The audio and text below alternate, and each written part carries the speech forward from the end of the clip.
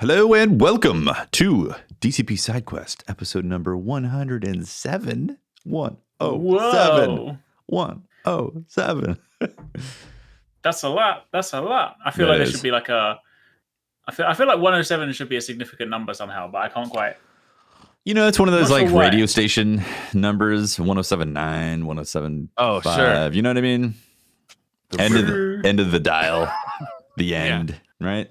One of those type of things. They only play like heavy metal. Sure. Could be the heaviest of metals. You know. How you guys doing? Good. Yeah. It's been a mixed week. No, it's been quite a busy week really because it's been Tsushima time, right? Oh. And then a few other things as well. So yeah, it's been good. Yeah. How you liking Tsushima? I'm really enjoying it. You know what, right? This got me thinking the other day about DLCs in general. Yeah. I feel like games should do this thing where when they have a DLC and they need to factor in that not everybody plays the game every single day, right? That they should have a 10-minute section at the beginning of a new DLC saying, let me remind you how to play this game. Here's the buttons. Here's how to parry. Exactly. This is the thing, right? I kid you not. So for anyone that hasn't played it, I'm not going to talk about spoilers, but like the very beginning of the thing, before you're even on Iki Island, you walk over to the mission and there's some Mongols. I died 3 times just trying to work out how to parry, how to use my sword. You didn't even just the typical flow where it used to be like, oh, you attack a few times to break their guard. Right. I couldn't even remember how to do that. And I was just like, what am I doing? I couldn't remember how to use my abilities. I didn't know what my abilities were. I didn't know what I didn't know anything basically, right? Yeah. And I was like, why do games not do this? They need to factor in like it's been. They even said themselves, like it was last year. This time last year is when it came out. I was like, oh well, if that's the case, yeah, just give us like a 10-minute. Just like don't forget, press this button. Even a splash screen that just says, "Here's what each button does." I had to go into the options. I didn't remind. Yeah, I had to go in and look at the controller's layout for the options. I did too. To remember what was what, because I'm same page. I was like, what's attack? In fact, when you did the standoff, I was like, hold triangle for the standoff? Yeah. What? Oh, so I changed my buttons too because they added a feature so you can now use the right trigger and right bumper to be your light attack and heavy attack. Okay. Oh. That way you can keep your thumb on the right thumbstick to control the camera, because that was always an issue with that game, right? What is it? Y and X are by default your attack. Yeah, buttons. light attack, heavy attack. So you have to, and it doesn't have a lock-on feature. It didn't have a lock-on feature at launch. Right. Now they also added a lock-on feature, so you can toggle like a lock-on between enemies, or you can just control the camera directly. Yeah, for me, I was randomly throwing smoke bombs and sticky bombs, and I was like, this is not what I want to do. I was so much more badass before. Yeah. I mean, we were playing that game pretty hard when Legends came out, right? Yeah. It's like we were putting some hours into that game just to get raid ready. Yeah. Yeah, I've it's great. It's like it's more of an awesome game with more of the storytelling. They've added a few new features. No spoilers, so I won't say what they've added in terms of kit and loadout type of things, but they've expanded it a bit and they've given you a whole new playable area that, like, if you enjoyed Ghost of Tsushima basic vanilla version, it's like, here's another section of the game for more stuff that's great, and added a few things like so cool. Yeah, it's great. I love it. Their storytelling is also really great. Or I personally enjoy how they do their storytelling. It reminded me of just, Sucker Punch is killing it in that department with the game. Yeah.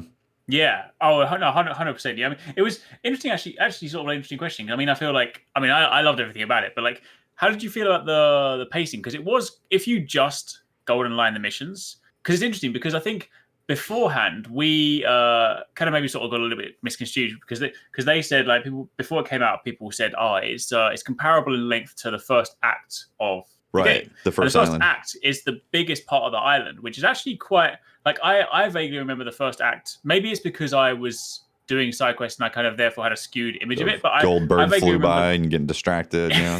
Fox shrines. Exactly right. But I feel like I thought the first act was about 10-ish hours. So when they said that, I was like, oh, okay, we're looking at sort of a 10-hour thing. And then if you just do the missions, you could do it in about 3 hours, which I mean, I'm perfectly happy with because we've said this many times before. I'm like, I don't have the time to be playing another 60 hours. Yeah. But it was quite surprising. Like, what did you guys think of that? So I didn't finish it yet, and I got distracted. Oh, okay. Yeah, like fair enough. I saw, what is it called? Like a Legends, not a Legends, but like the Mystic Armor type of thing. I saw that pop on the map. I was like, well, I definitely want to go do this. And that was also more badass storytelling. And then I got distracted by a fort, and then I wanted to go test out a new skill on this other team and all that. So I didn't golden line the mission, and I still haven't completed it yet. Okay. So I didn't even know that it was basically 3 hours if you golden line it.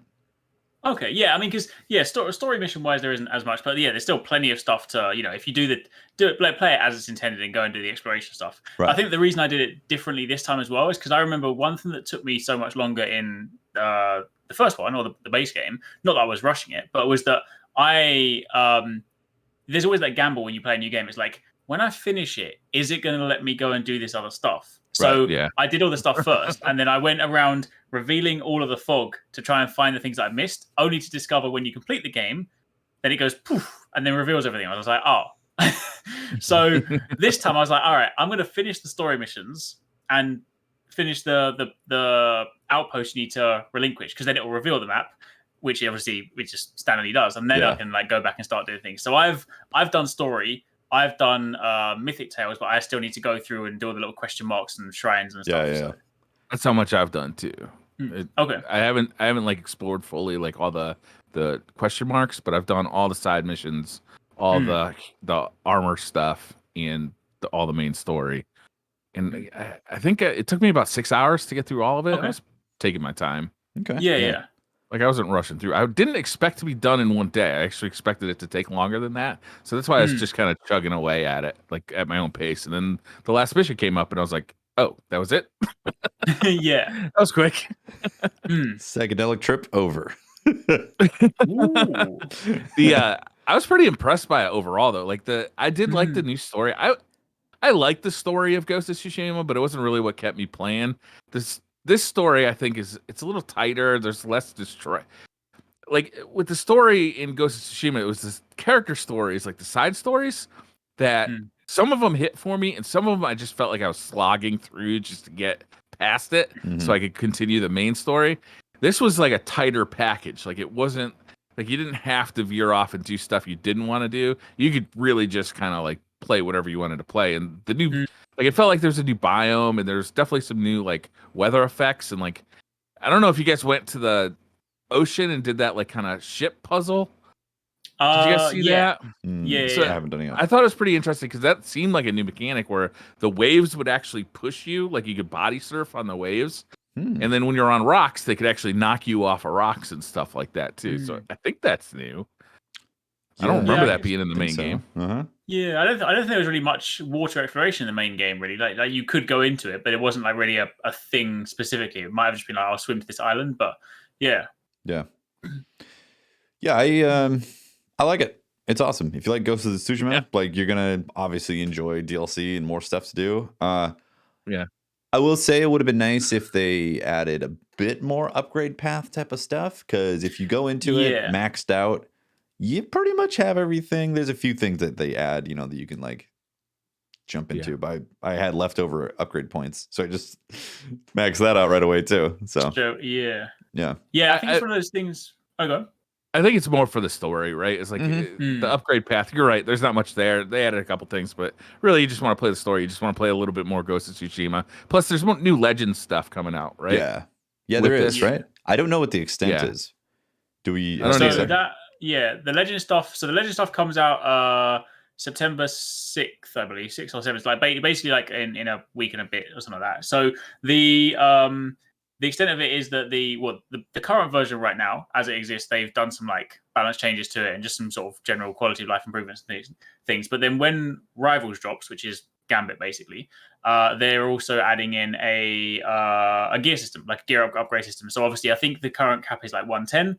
You'll then have like a gear mastery system. So you might remember that obviously in Legends you have the 4 different classes, but some gear pieces like charms and stuff, you can switch them between different classes anyway. That you can use them. But if you use the gear mastery system, you basically bind it to a class. So say like you're the samurai, like I'm going to bind it here, and it unlocks a new level of gear progression. You can push it up to 120, and then in doing so, you can then unlock more perks for it. So you can basically like hyper specify in your class. So there is some more progression in that regard. I don't think they've said anything about like new abilities per se, but obviously some of those like charm and stuff do come with things like that. So that'd be quite interesting to see. That will, yeah. That was an amazing game mode. That was like I can't believe. So still can't believe it was free. That's why Ghost of Tsushima like was my favorite game last year. It was the Legends mode. They added a completely separate game for free. Ghost of Tsushima, the open world game, I thought was really good. It wouldn't have been like my favorite game of the year, but the Legends mode was so massive and so deep, and my God, it just impressed the hell out of me. And then the raid on top of all that, they had like a full-on Destiny style raid. Yeah, it was like a love letter to Destiny style D1 raids in a samurai fantasy. It was incredible. Yeah. I'm interested to see what they do with Legends for sure. I really enjoyed that, but I also enjoyed the whole game.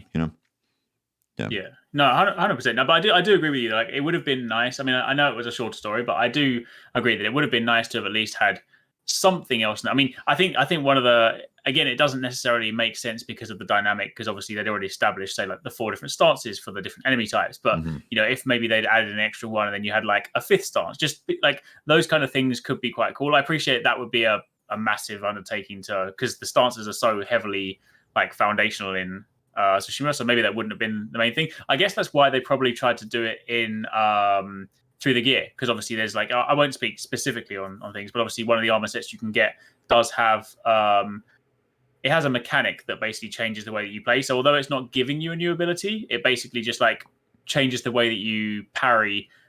So through that you can basically get new moves and new ways to play. Yeah. So it's quite interesting in that regard. That was actually one of the tutorial things, because when I did that one, I then had to literally Google how to parry in Ghost of Tsushima. I was like, I can't remember, because this set is about parrying and perfect parrying, and I was like, I can't remember the difference. I can't remember how to parry, and I can't. And bear in mind, I think we've said this on many episodes before. I'm not a parry guy, right? My timing is awful. Like, I'm sitting there and I was like, I'm sure I parried that. And it's like, no. Luckily, this new set does make it easier to do that. But yeah, so there were lots of things to learn. But I think that's how they've kind of done it. They've got like some more charms and things. I mean, I wouldn't say that any of it is like hugely, like drastically ability changing, but there are a few things that can change the way that you play. So that's probably the easiest way to integrate it, which is kind of cool. A few minor changes, nothing drastic, but it's, if you enjoyed it, you're going to have a fun time playing it again. The value is going to be weird for people too, because depending on like if you play on a PS5 or PS4, it costs different prices, and like you get different things, right? There is a PS5 upgrade that adds controller. I think it adds like controller support, right, for the haptic feedback, force feedback or haptic feedback, and then it adds another mode to the 60 FPS mode. But it already looked fantastic at 60 FPS because they updated that for free if you have the PS4 version playing on a PS5. Right. So the pricing is all kind of weird, and they're selling it. I mean, if you've never played Ghost of Tsushima, then they're selling a full retail package at $70, which is an amazing value, honestly. But if you already own that, I don't know, like $30, 6 hours of additional content. Let's see what Legends mode. $30 gets a little pricey for what's on offer here, but we haven't seen everything yet. If you already played it on a PS4 beforehand, and if you have no desire to go back and replay the game in New Game Plus or the new difficulty mode, the lethal or whatever, to get owned on one hit, then I could see it being an issue. Did you guys try it? The hardest difficulty? No. I should have. I didn't try it yet, but maybe I'll do a new game. Oh, that actually reminds me. For the PS5, you had to re-download the PS5 version as normal. Normally it does. Like you have the PS4 executable, then you have to re-download a PS5 version of it. But when I opened up, it started the game brand new, fresh, and I was like, "This isn't right. What's going on?" And I had loaded up the PS4 version before and played my save. And then I was like, I was like, something's wrong here. So I exited out, and you have to actually transfer your save from PS4 to it. There's a button like right on the main screen to do it. Yeah, but again, I didn't realize that it wasn't just automatically going to see that I had a save before. It wants you to officially say, yeah, I want to transfer my 60-hour save from the previous game to the PS5 version. So I was so paranoid that morning because that was the morning where I was like, I woke up and I was like, all right, obviously I'm gonna get ready to play this. I left it downloading, and then you remember when Final Fantasy Remake came out? I said that I haven't played the DLC because I lost the save file. Yeah.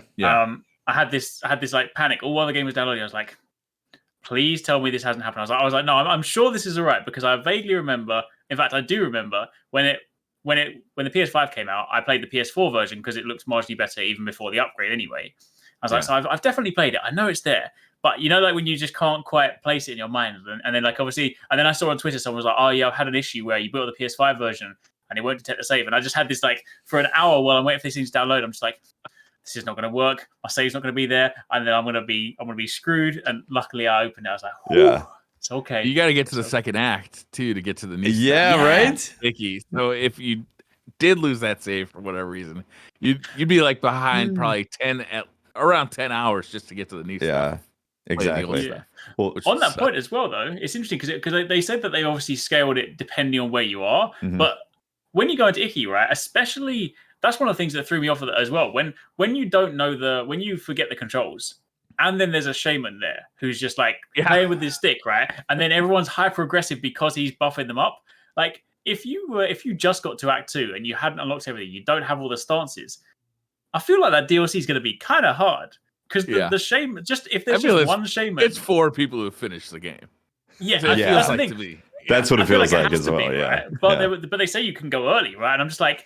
If you go early, like you're gonna struggle. You're gonna get handed. It tells you actually, doesn't it? I think wasn't there a prompt that says, "Hey, be sure you want to go here because these guys are gonna, they're gonna give you the stick."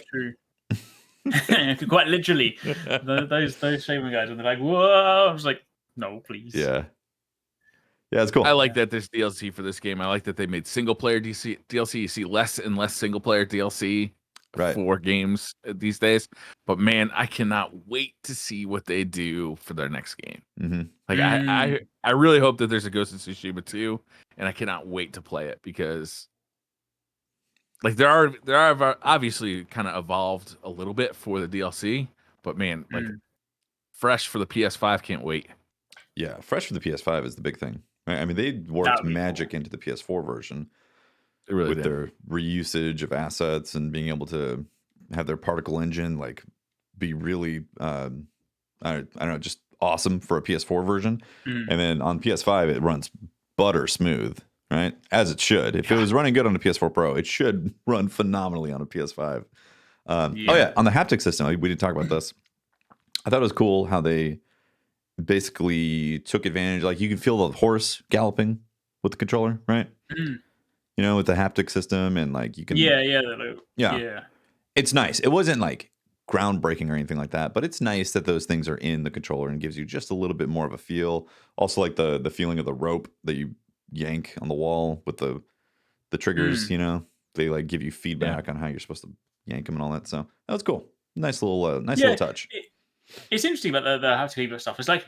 You definitely do notice it. Like obviously, if your horse is walking over like stones, you can feel the difference. And if you do that, but I feel like when I get so immersed in the game, unless I'm like actively trying to notice it, after a while it just feels like a rumble to me, and I'm just like the times where I notice it more so is when it's used like we sort of spoke about in like Returnal or Ratchet and Clank, when you've kind of got the half press, full press kind of thing. But for me, a lot of the time, like maybe I'm just not as receptive to that stuff. But like, I'm just sitting there and I'm just like, this just feels like a rumble. Like I'm just like.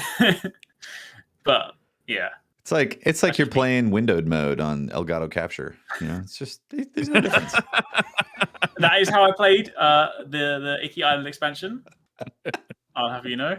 Although I got to a new level because I had to because I was having a few marginal capture issues. I had the capture window open. But then I was recording with shadow play, so I'm recording a screen of a screen of a screen. Wow, it's like Inception level capture. Yeah, capception right there. Huh. Exactly. Wild. Yeah, I do wonder what the like the long term feel of what haptic controls will come to on the PS5 is. Like for the most part, I don't notice it at all in Switch games. Like I don't notice people using it much at all in Switch games. But that may be because people don't use the developers can't rely on the Joy-Cons always being there, right? People could be on the Pro controller, they could be on a third party controller, they could be on anything. True. Whereas with the PlayStation, you pretty much rely on people being on a stock PlayStation controller. I wonder if third-party developers for controllers are required to put the haptic system in there. I don't know. For it to be officially I haven't licensed seen any third-party controllers yet for it. Are there third-party controllers available for it? They're starting to. I know there's a few of them. I know Scuf is making some stuff. Yeah. So, Scuf usually modifies an existing controller, though. Well, they used to in the past. I don't think they're doing that anymore. I think they're manufacturing their own. I could be wrong. I'm not intimately familiar with their manufacturing process, but they started out modifying controllers, but then they started making their own as well. My understanding is that they still use the internals of a standard controller, and they now make plastics that look custom, but the innards are still like original manufacturer. Yeah, I don't know. I wouldn't be able to for sure say, but I know that they had driver issues with the. Can't remember the one that it looked like an Xbox controller. Yeah, that was a from the ground up design, and that's why it had bugs and issues because it was their own guts inside of it. Yeah. That was a cool controller. So Ghost of Tsushima DLC. Play it. It's great. Definitely. Yeah. I guess. Yeah. If you already like Ghost of Tsushima, this is a no-brainer, really. Yeah. Well, if you haven't played the original, though. Well, man. Now would be a perfect time to play it. Well, the PS5 version is fire. Yeah. PS5 all the way through Iki Island. That'd be a fantastic game to play. Yep. I do wonder what the next thing will be. I wonder if they will go straight into like number 2 or whether they'll do something else. I don't know. I don't know. I love the whole samurai thing, but I'm just saying if they want to make a Ghost of Tsushima but for Vikings, I'll also really like that. Because imagine the way they would be nice to get a better Viking game than we got last year. To be honest with you, that's true. And also, like, imagine the mythic tales, but then you're telling mythic tales of like Thor and Odin. Like, imagine those. They had Legends mode in Viking world. Oh, that'd be fun. And then having like a full like an axe and like and the shield and the sword. Yeah. So I hear you. What Tsushima did so well is they made a better version of Assassin's Creed. They did, yeah. It is true. I would love to see them take that in, like, so they did the sci-fi-ish, well, not sci-fi specifically, but like supernatural side with the Legends mode, having supernatural enemies and all that. I was hoping that they would possibly dig into that with the single player mode as well. But if they made a new game that was heavy into the sci-fi fantasy side of things with this engine, I would be way into that. Like that would just be a great experience. This was a shot in the dark, right? This was a brand new property, you know. So like, I don't know. If I were Sony, I'd be like, what do you guys want to do next? I mean, you guys got a blank plate. I mean, you got to do Ghost of Tsushima 2 at some point. Yeah. Because, you know, we like money, but I mean, you guys killed it this time. Let's see what else you got. That is true. Yeah, for sure. I always wonder what the sales are like as series mature. Like once you get into like a Halo series where you got Halo 1, Halo 2, Halo 3, 4, 5, and like several offshoots. Like, what do the sales look like? Do they pick up over time as the sequels come out because more people get attracted to something that they see as popular? Or do they lose it? Like, is there attrition because people love 1, they love 2, but like 3 is a bit much and I'm kind of over it?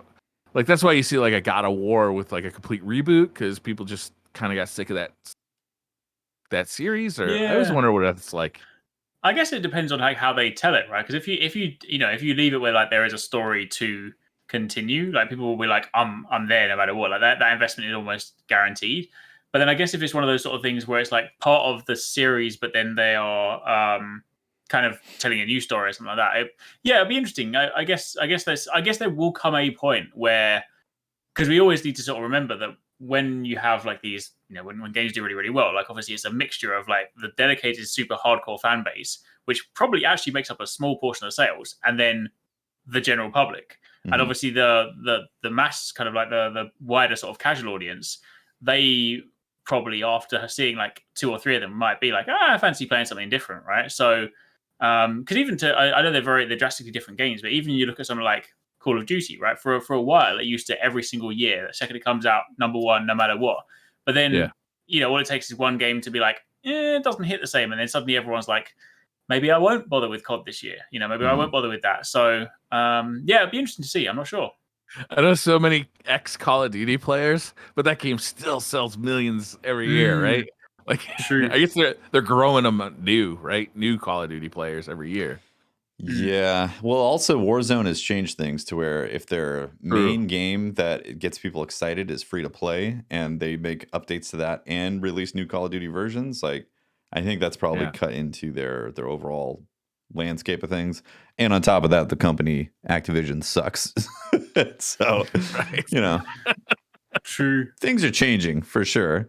But back to the franchise thing, I think after a certain point, once you've passed a pop culture level, then there's built-in sales regardless. There's always I bet you're right. There's always a long tail of sales that are always coming in, and then that's why they do more sequels, because they can always just rely on the fact that it's going to suddenly get a bunch of people hyped and have a whole bunch of people start talking about the potential of a future expansion, and just ends up making people buy the past catalog and then play the new stuff. And I think it's a threshold that once they push past that, it's built-in sales constantly. But yeah, they could still kill things for sure. Like a really, really bad release can definitely harm a franchise dramatically. Advanced Warfare. Oh dear, I remember that one. It's like, let's make everybody fly. Just like the last season of Game of Thrones, like it could just really kill God. momentum. I've never seen a media property just die so fast like that one did. That was so bad. Be like, that was at the height of cultural popularity, and it just nobody even talks about it anymore. You didn't just miss the landing; you burnt the whole building down. Yep. Good God. Yeah. That was awful. It's so sad because it was so good, and then it just. He still hasn't finished the books. No, I don't think he's gonna. Right? Like. He's busy working on Elden Ring now. He's too busy. He's got to juggle his time. He's got new stuff. Yeah. Yeah, we have to be worried. If he says he's back on writing the books, we know that Elden Ring is going to be delayed. Yeah. So he better not. What's the date on Elden Ring? January the something. So, I want to say like 20-ish. Last time we talked about this, we got corrected, I think, in YouTube comments about how apparently he just consulted on story, like, or character stuff and design. He wasn't actually writing the entire story. He was like consulting on the world building. I believe that's what it was. He helped construct the world around it. So it only took him like 6 years. Yeah. So 10 years. But apparently, the other thing is that apparently he had finished his job like years ago or something for this. This is off the top of my head, so I'm probably wrong in some of those aspects. But the point is that apparently he finished what he was supposed to do a while ago for Elden Ring. So really, he has no excuse for not finishing any of the books that he's supposed to write. So what the hell? Massive heroin habit. Other than that excuse. He's just sitting on his golden throne. Wasn't there? I can't remember who it was. There was an interview where it was like he was. Someone quoted it because it had like an actual subtitle on it, but it was something about him talking about the difficulties of what he goes through while sitting on a golden throne. I can't remember exactly, but it was just a perfect screenshot. It was just like, yeah. Yeah. What else? What else you guys been playing this week or last week? I've been playing Race the Hurricane. Oh, nice. What's that? IRL? It's an IRL game. You play it in Mustang, which is pretty fun, honestly. Great controls. Okay. You drive to Philadelphia, and then when you get there, somebody tells you, "Hey, did you know there's a hurricane coming to your house?" I'm like, "What?" And then you race the hurricane back home. Oh, I see. For a minute, I was like, wait, maybe this is an obscure indie game that you just picked up. And very now obscure. Now I've just gone on that it is an IRL game. You only get to play it once every 30 years or so. 30 years? Probably more in the future. Yeah, these hurricanes are every year now. What are you talking about? It's like race the wildfire here in California. It's Yeah, every summer now. Yeah. This is just summers on fire. Yeah. Yeah, I've gotten into the habit of checking the air quality every morning now. I'm like, oh, it's just 86, moderate. Okay, yeah, I guess I can go outside and do some work. It's nice when it's on your watch like that, isn't it? Yeah. Like a couple days ago, it was like, it's unhealthy. Don't go outside. I'm like, yeah, got it. Wildfires. That's no fun to see. Yeah. What have you been playing, Tafty? I played 12 minutes, but it's kind of, it could be spoilerish if I get into it. I would try not to spoil it. Can you talk about like your overall, like? I can give my overall impressions. Yeah, for sure. Yeah. It's interesting. It's an interesting spin on a thriller storytelling type of thing. It's heavy on the peel back layers of a story, you know, because it takes place in this 12-minute scenario, and like it's a couple and they have like this discussion and things start revealing themselves. And again, I can't really talk much about the story because it starts spoiling things pretty fast. But like I said, it's thriller type of thing. It's almost horror side, but it's not. It's not horror at all. But like you could see it going in that direction at some point, but doesn't end up going into the horror side. Yeah, it's interesting. I got frustrated because you try to figure out what you're doing to reveal more storyline in the loops, and then at a certain point, I feel like a lot of people get to this point and the game ends up frustrating them, where to the point where you have to look up what to do to get like the sequence of events that unfold next. So I feel like in terms of a game, they could have done a bit better by giving you hints and clues as to what to do next. If you keep repeating the same thing over and over and over and being like, why is this not working? Let me try it this way. How about this way? Grab the thing over here, that way, you know? Yeah. Voice acting was like, you know, it's got William Dafoe, Daisy Ridley. Yeah. James McAvoy. I was like, what? They did a good job, you know? It was good on the voice acting side. Yeah. You finish it? Yes, but because we looked up stuff. And there's like 4 or 5 endings too. So oh, really? On top of being a very complicated set of things you got to do, you can also have, you know, lots of different endings. Okay. And they change the story dramatically, how you end it. Really? Yeah. Yeah. So that was obviously cool. And I liked the creativity of sharing a story in a very different way with 12 minutes. And it was also on Game Pass, so I didn't pay anything. I was like, oh, nice, I'll try this out. Memes was definitely interested. Yeah. Memes was definitely interested right away. She's like, I need popcorn. I'm going to watch this game. Yeah. But was it frustrating at all to like constantly have your progress reset every 12 minutes? Or did you feel like it was constantly building? So in the beginning, it felt like it was constantly building because I kept on peeling back new things and figuring out, oh, this is how I can make her believe that this is happening, all that stuff, you know? But then it hits this middle, like early middle wall where it's really tough to tell what you're supposed to do next to make this happen or make it work. And that's where that frustration kicked in from hitting the same wall over and over and over again with the repeats. I'm like, it's going to repeat again. That's when you start looking stuff up. That's when we started looking up. And I usually don't look stuff up. Like I'm like 99% of the time, I'd never do that because I like figuring out on my own. But this would have been a multi-day experience trying to figure this out. So I'm happy Memes looked it up because she was the one who's like, I'm looking this up. She wants to see what's next. She wanted to see what's next. Yeah. Well, that's good. That's at least interesting enough to keep you guys engaged to like see the end, you know? Yeah. I mean, you do want to know what happened for sure because the story is interesting enough to be like, what the hell? What's going on? And it does get, like I said, it's very thriller-ish. Some aha moments start getting revealed. The one thing that they didn't explain, though, and again, I can't tell you specifically what it is, but a big part of the premise of what's happening in the game doesn't get explained. At least it didn't get explained for our ending, and I don't think it explains it in the other endings either, as to the premise of the game, the 12 minutes. And I was like, the hell? It's like not explaining, you know, a major component in it's like Tenet. I don't know what happened in that movie. So, yeah. I mean, you know, if you got Game Pass, you could try it out. Interesting story. I'm definitely gonna check this out. Yeah, so I started a new series on my YouTube channel of like what I've been playing last week, and I mentioned this in there.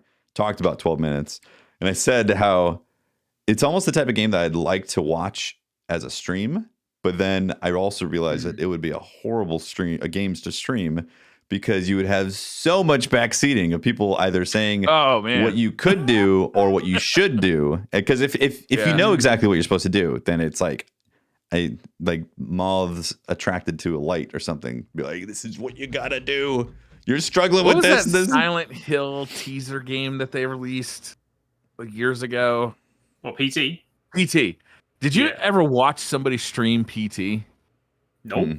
Because that was what it was like. Anything to do with that. So much backseat gaming. Anybody who streamed it, because everybody knew how to get through it, but it was so obscure, right? It's like you had to like, I don't know, pick up a phone 3 times and walk in a circle, and it was so much like that. Yeah, there's a few things in the game in 12 minutes where you do have to do some very specific things to get a critical piece of the story move forward. Otherwise, it just doesn't happen. And I was like, man, it would have taken a whole day at least to have this exact sequence of things happen for me. It's all point and click too, right? So you just kind of much searching around with the cursor. How's it play on the? It's fine. Play it on Xbox. It's fine. It would have been better with a mouse for sure. It's definitely like a mouse game, but I played it on Xbox, the Series X, and it was fine. Is it on Game Pass for PC as well, or just on Xbox? I don't know actually. Only played it on Xbox. Yeah, I miss point and click adventures. I feel it's like on PC as well. There used to be like a load more than back in the day. Like I used to play like Broken Sword and things like that. Those games were so good. But I feel like it's another one of those like point and click adventures, much like RTSs, are like a couple of genres that these days just don't get enough attention. Yeah. Point and click though, it just feels like it was a limitation of the time that just is unnecessary now. Like you can still tell a great story, but now in a game, like Ghost of Tsushima, where now you've got great combat and you've got great storytelling. Like you can do whatever puzzle you want in there, because I don't know, it's just like at the time even it felt a little bit limited. Yeah, I mean, you are right. You're definitely right. I mean, like, there's, for example, if you take something like Broken Sword, you could very easily tell the exact same story, but having the freedom to move wherever you wanted. You are right. I guess there was maybe one of the sort of old school things about it was that it was almost like, I mean, they are puzzle games in their regard, but even just the limited movement was almost like a puzzle in itself, because it was, even in like Broken Sword, it would say like, if you moved in this wrong place and then didn't have this particular action, then you would then get spotted by this person. And then you're so like that limitation almost added to the puzzle element. But I do see what you mean. I feel like sometimes though, the nice thing about those ones is because of that limitation, like the focus was solely on like solve these things. Whereas if you kind of put it in like a modern setting, they'd be like, oh, let's take the essence of a point and click, which is look around the area and solve loads of things. But then maybe having so much freedom to move. Like if I think about it like in an Uncharted way, it's like, oh, they still have puzzles and stuff, but they're definitely very different to say like point and click style puzzles, because you've got the freedom to climb everywhere and you can run around, and I don't know, it's hard to fully articulate it. But I definitely agree with what you're saying. Like maybe they just don't fit the current times. Well, I think people still make them for the phone too. It's like it's kind of like a convenient way to do it. They're definitely big on the phone for sure. And honestly, 12 minutes could have been a big game if they stuck the landing for the why and the aha moments. Maybe give a little bit more clues as to people how to do stuff. But I think I looked it up, and it does seem like it's it's getting pretty mixed reviews right now. And I can totally see why, because like they set this premise up, and I don't feel like they delivered on the actual premise at the end. After doing picking an ending and all that, like I didn't get an explanation of why the events were going down a certain way. And I mean, I got some of the explanation, but I didn't get the explanation that I wanted. Like this framework, what's going on here? So in a thriller sense, you could really tell an incredible story and feel like interactive with it, but they really have to nail it at the end. Yeah. True. So I played a game also on Xbox or Game Pass called Art of Rally. Have you guys seen the previews for this at all? No, I don't think so. Hang on, let me double check. It's a really strange looking game. It's very like pastel and like very boxy 3D graphics, just like very simple graphics, right? And it's a game where you're driving a rally car in like a rally stage, right? It's that, but it's done in kind of this like artistic overhead kind of view way where you're looking kind of down at the back of your car, and the world kind of like rotates around you.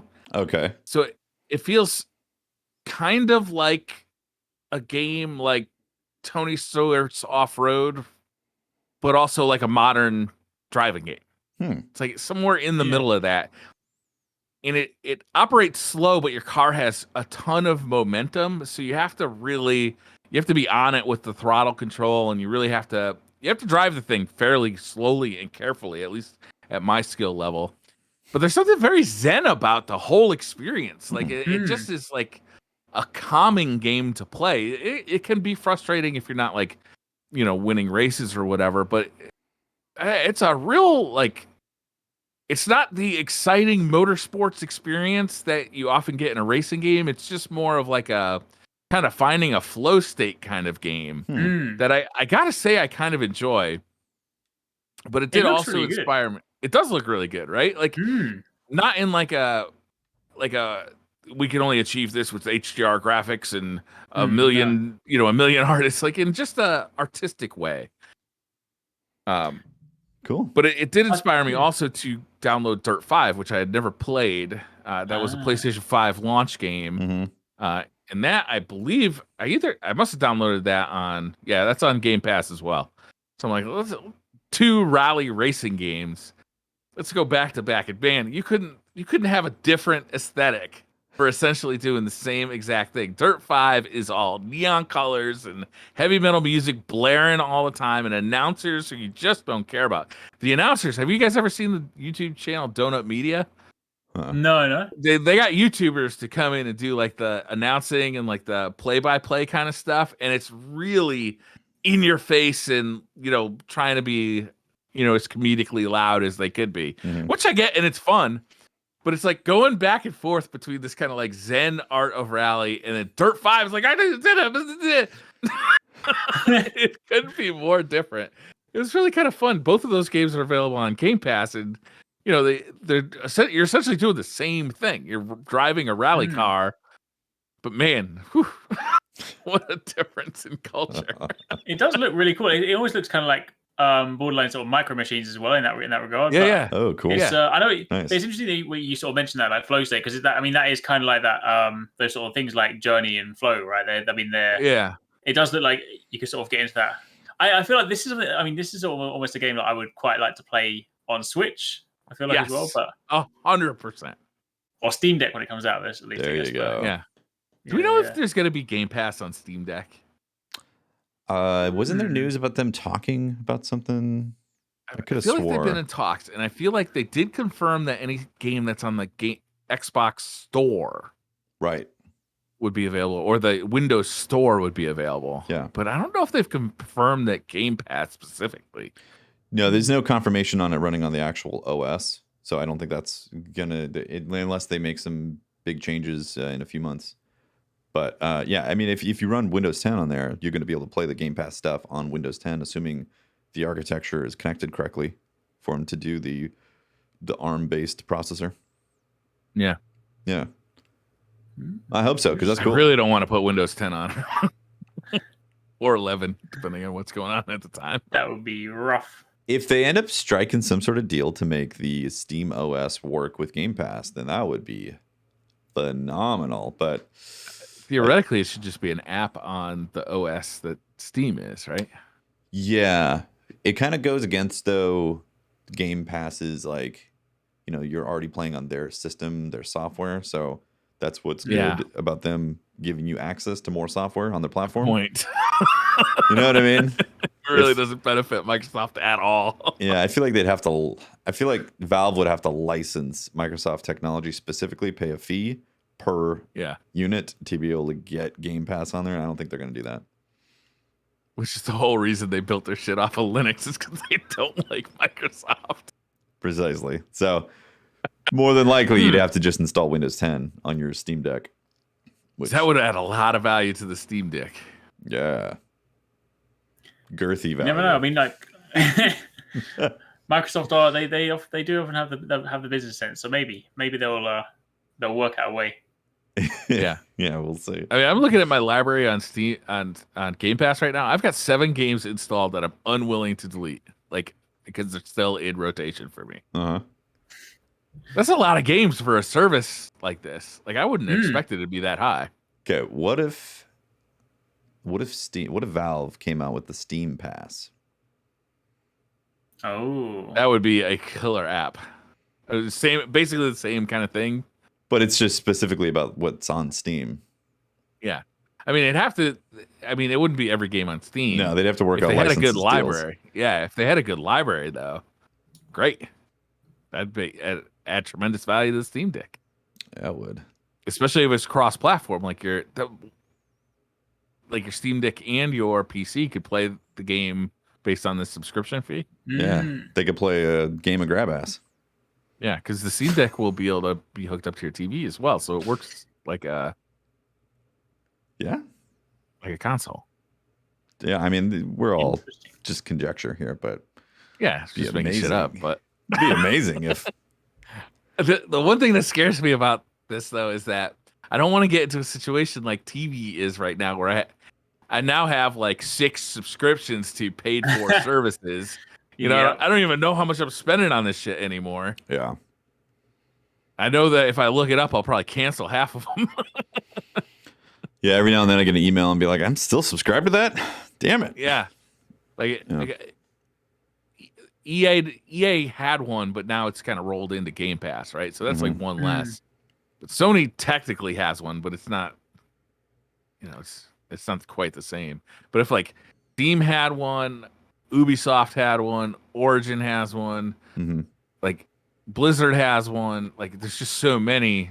Blizzard has a pass? That could, no, if they did though. Oh, like if they basically if, like, every publisher. every company starts making them, yeah.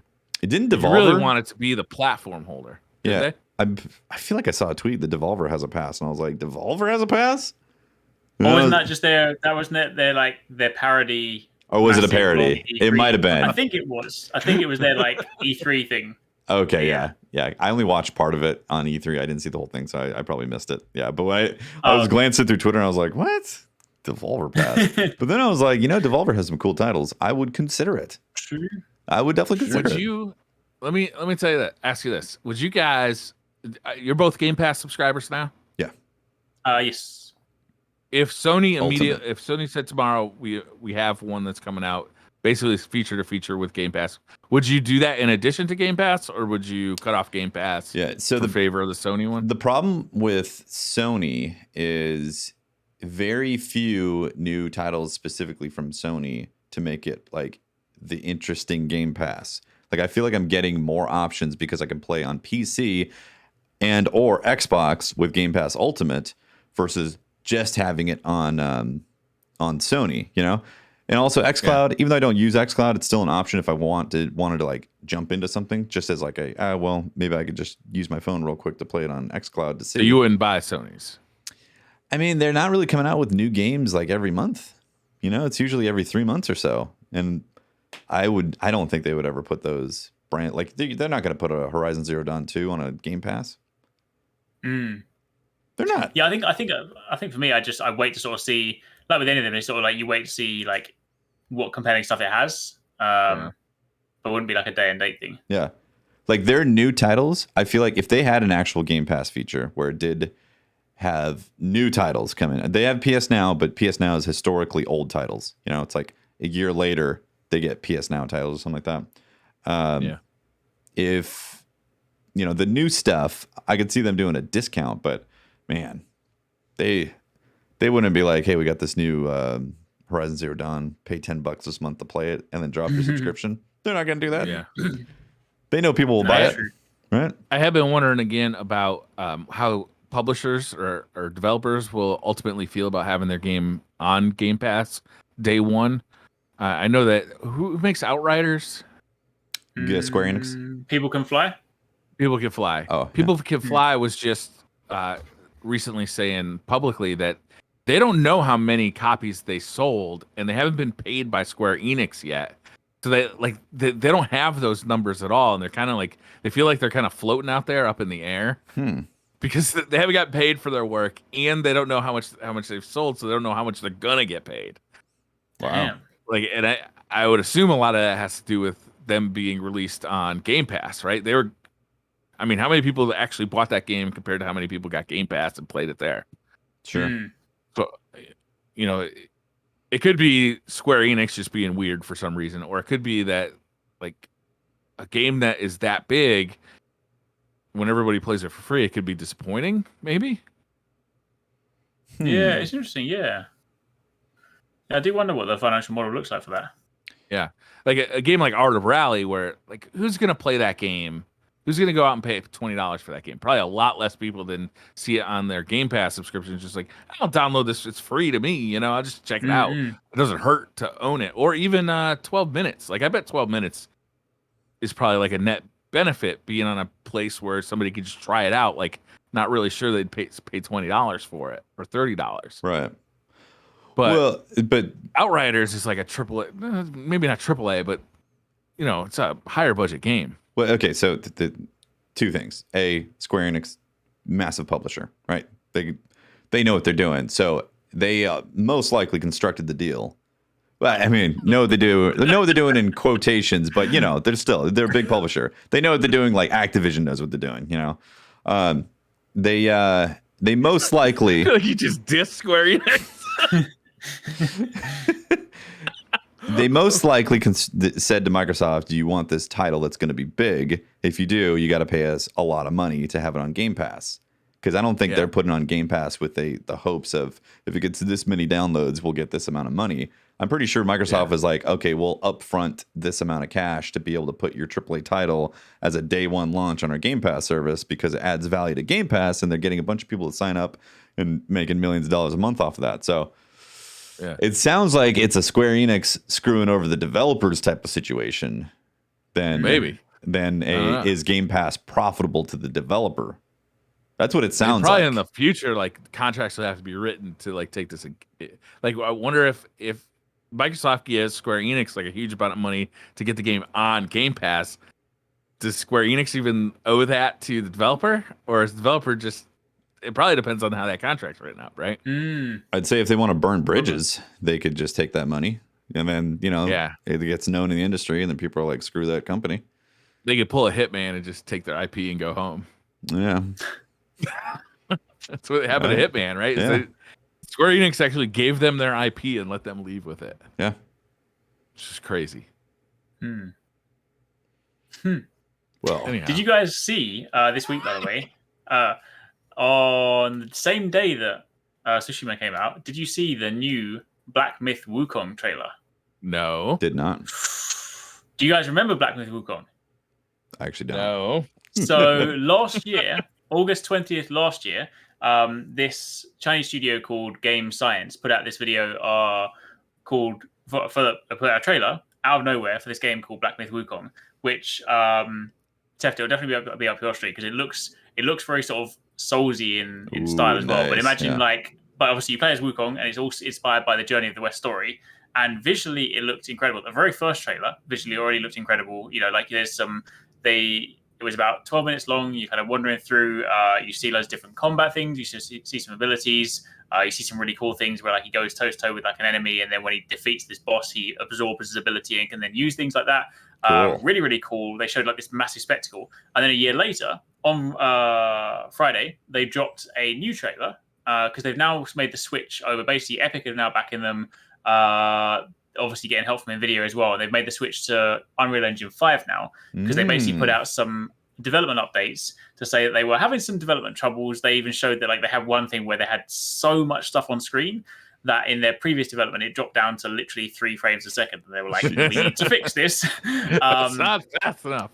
Yeah, exactly. But then they made the switch over. They dropped like a new trailer, another 12-minute like long one, and it looks incredible, like so cool. And then walking them like just the particle effects, the environments, everything like that. And it kind of goes through some basic sort of combat flows. You can sort of see the the Soulsy style kind of movement, but then towards the end of it, they montage lots of kind of cool bigger bosses, and like there's just some insanely big bosses. Like you walk into this massive ravine, and there's like a ginormous, like Breath of the Wild. Oh my god! Yeah, like this ginormous like dragon, and I'm talking like like Breath of the Wild, the ones that used to fly through the sky. Yeah. That. Imagine that. Like imagine like Chinese style dragon. Awesome. In front of you and like bashing it. It looks honestly Like, I highly recommend people check it out. Yeah. Cool. And at the moment, no actual release date. I think they're loosely targeting like 2023, but at the moment they're just, because they're a small team, they're kind of just working on it. They're just like, we just want it to be as good as possible. But it looks so good. It looks so good. Yeah, I'll have to check that out. It really does, man. This game looks sick as fuck. Yeah. It's outstanding. Yeah, and I'm already sold because I'm just like a Wukong fanboy. So if you put Wukong in your game, I mean, I think I mentioned before, like I downloaded Fortnite just to buy the Wukong skin to never actually play Fortnite. Right? When I used to play League of Legends, I played Wukong, and like who's Wukong? This like half monkey, half guy? Yeah, so Wukong is the I mean he's kind of like the inspiration for Goku in Dragon Ball, but like Wukong is like the Monkey King. So he's the guy from the tail. Yeah, the Journey to the West thing. Yeah, so he's the kind of monkey with the bow staff who flies on the little cloud. It's just like, whew, oh my god, what a player! This looks amazing. Thank you for bringing this up, man. Anybody who is listening to this show, go Google Black Myth Wukong official Unreal Engine 5 gameplay trailer. It just came out, and it just fast forward to about 9 minutes into and get the really impressive stuff right away. Yeah, and if you do enjoy, I mean, although it would be like marginally backwards visually, if you check the one from the previous year as well, it still looks really impressive, and that one shows some different gameplay elements. But yeah, the current one is, when they're walking through the snow and they're fighting in the snow, the way you see like the snow mounds moving and stuff is like, wow. Yeah, nice. So yeah, Unreal Engine 5 is that new one that they just showed that like canyon demo, right? Yeah, it's the latest latest iteration. Yeah, okay. So this will be one of the first games that we know of that's in development for Unreal Engine 5. Yeah, I guess so. Yeah, there's some really cool tech coming with that. They're also using that for movies too, because like they've got this technology where the poly count doesn't matter anymore. They're able to dynamically adjust poly counts depending on how close the camera is to stuff. So kind of ushering a new potential era of fidelity, visual fidelity with Unreal Engine 5. Your model can be like the one super high res model meant for the close-ups, and then it sucks the polys out depending on how far away it is from the camera. Yeah, so I'm not, completely educated on the exact type of thing that it's doing, but like full research paper about this immediately.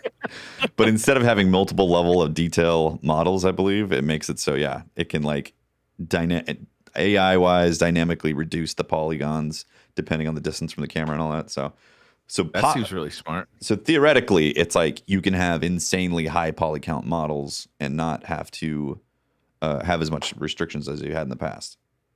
Theoretically, there's probably a lot more to it than just that, but sounds cool. 30,000 foot above looking down type of. I mean, type of overview. Like you said, the white dragon in this looks insane. Like and just the sheer flows scale of so it. Smoothly. Yeah. And then when you get to they drop through the water and there's like bubbles and everything, it looks really good. And then when you get to like towards the end of the trailer, they start like montaging like loads and loads of different bosses and stuff, and you see like this giant bear and like this enemy that's got some leaf particle thing, and like it's just the particles. Just cool. Ooh, yeah, this might be something I don't want to see any more of. I mean, you won't see it for a while. You don't want spoilers. Yeah, good point. Yeah, they put out a trailer once a year, so I don't expect to. I imagine this time next year. Is there a date? The next one. No, not right now. Loosely speaking, like 2023 is what they're thinking, but basically the developers just sort of said like we just want it to be as best it can be, so we're not really kind of committing to anything just yet. Got it. So this is something that might be 2024. It is possible. It could be one of those things where for the next 4 years we just see a new trailer every year, and then we're just like, is this game ever going to come out? And then finally, when it does come out, everyone's forgotten about it. But hopefully not. Nice. I wonder if that's going to be the cutoff for what we think like really looks and feels next gen is like when these new engines start popping out. Because so far, next gen has been the game you just played at 4K was 60 FPS, right? Yeah, it's been the frame rate gets increased and can be stable with at the 4K. exception of probably Ratchet and Clank. Yeah. Yeah, interesting to see that evolve for sure. I want to see more AI stuff, more or just smart game type of things being utilized. You know, environmental stuff that gets even more interesting with the user experience. Yeah. Cool. I mean, games look pretty good now, but they still don't look. Maybe ray tracing will help, but I don't think ray tracing is really going to be this generation. I think it's going to be next generation, but they still look like artificial. So it will be interesting to see. Like, sure. I think it's a good thing. How good can they get these to look? Yeah. It will be interesting to see what happens when, like you say, especially if that Unreal Engine 5 tech does really work, because sometimes a good example of like how good it could look is when you go into photo mode. Because when you go into photo mode, these games, they load a different resolution version of the model, right? So you can have the really, really high res one. And I guess if you get to the point where the models you see in photo mode are kind of what you're seeing in game, then maybe we'd be getting there. And maybe that is the kind of thing that the Unreal tech could allow. Gets us stuff closer. Yeah. Stuff to see. Yeah. But yeah, it's interesting. You do raise that point though. Like, how good do you like? Yeah, I don't want them to look hyper real. I don't like that. No, that's the thing. Yeah, like I mean, I'm already someone that, generally speaking, if I don't get me wrong, I can appreciate good graphics. If something looks incredible, I'm like, that looks almost realistic. I will look at it and be like, that is stunning. But I am someone, I guess, given being like a Nintendo kid and stuff, like I prefer hyper stylized games. I like pixel art and like watercolory looking games like Breath of the Wild or Cell Shade. Like I would prefer that. I love it when like realism gets blended in with hyper stylized stuff. Like I really appreciate that stuff when it's obvious on a screen. You know? Yeah. I like when it's realistic enough that I could forget that I'm watching media, and I just am like, I'm not picking apart like, oh, that looked weird because like he's got shadows on both sides of his face, or he's got no shadows on his face. Or his eyeballs are all kind of like wonky, or it looks like he's piercing through you with his eyeballs, or his teeth look like too straight and too perfect. Like there's like those little subtle kind of, you don't want things to stick out. Yeah, like it'd be nice if we got past the uncanny valley for player models. Sure. So that when you see two players talking, like you saw a cutscene that goes to Tsushima and actually look like two actors, that would be pretty. Right. That'd be a pretty crazy level. You want to play Surgeon Simulator, and you want to actually cut through the tissue. I want to be able to smell when I pop your bowels accidentally. That'll be the next one. The PlayStation 6 controller, you'll have haptic feedbacks and smell controller. Oh, boy. Well, is there anything else for this week, or are we good? Is that SideQuest? I don't believe so. I think that is SideQuest complete. We solved everything. Congratulations, guys. There we go. Again. Has been solved. Once again. All right. Well, that is episode number 107 of SideQuest. Thank you very much for hanging out and watching and listening. Shout out to our Patreon members and our Twitch subs. We appreciate the support. And yeah, Eric's, where can people find you? You can find me over on YouTube at Arix Gaming or Twitter at Arix, where I'm on holiday this week. So congratulations. You can't find me anywhere. I'm gonna take. I've got some videos to make tomorrow, so check some stuff out. In fact, a video has just gone live today on the channel for No More Heroes 3. So if you want to take a look at that, then there's an early preview. Very cool. Briar, how about you? Where can people find you? Find us. I'll be playing Destiny. That's what I'll be doing. That's right. if you want to hook up with Destiny, there's a new Destiny release coming tomorrow, so we'll be doing a big DCP for that. That'll be super exciting. Tomorrow we have Retro Slot as well, so we'll be playing Kid Icarus on Retro Slot. Love that game. That game fucking sucks. I loved it because it was so nostalgic in my mind. Like I think it was better during the day, but today it's hard to play. At least for me, I never liked it, and I've been playing it for 2 weeks, trying to bang my head against that fucking hard ass game. It was hard. Yeah, I remember that. It's super hard. Maybe that's why I liked it. Maybe it was brutal. Yeah, you do like harder games than I do, so that does track. And I'm Tefty Teft. You can talk to me at Teft and on Twitter. And also, I just posted a new video on my YouTube channel. And yeah, looking forward to the Destiny content. and future stuff. I didn't get a chance to play Greek. I wanted to play that, but yeah. That's on my holiday list. That is one of my. I'm gonna take my Switch and go and sit in the garden and play a game. That sounds awesome. All right. Thank you very much for watching. That's the show. We appreciate it, and we'll see you next week for another episode and all that stuff. Bye, guys. See you later. Bye.